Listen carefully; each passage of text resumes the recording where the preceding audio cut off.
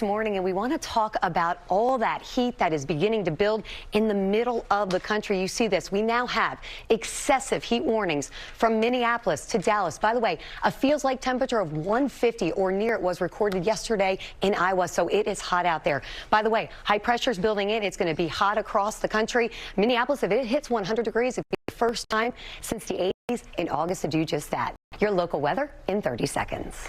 And I want to show you this video. This is from Elk, Washington, just north of Spokane. These are the wildfires that are burning not only in the United States, but also in Canada right now. There is some good news. Relief is coming. A storm pushing in from the Pacific Northwest will clear the region from Seattle to Portland. The batteries as the smoke continues to push to the east. Coming up, 2 parenting headlines. A new study about the possible damage of screen time on babies and the child care crisis.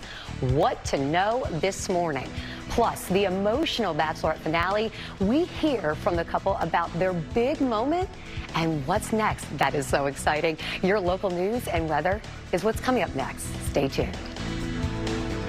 Our Nashville station, WKRN, is it? You were destined for a career as a meteorologist. I was definitely destined. I got to thank my husband for the name, by the way, Danielle Breezy. I'll start you off with how about the Windy City today? This is Chicago. I want to show you there's some low-level clouds over the skyline this morning. We are talking about a record heat dome. We've got excessive heat watches for Chicago. You're going to feel like 91 degrees today. It's going to be steamy from Minneapolis all the way down to Little Rock and Memphis. That high pressure dome sinks farther south.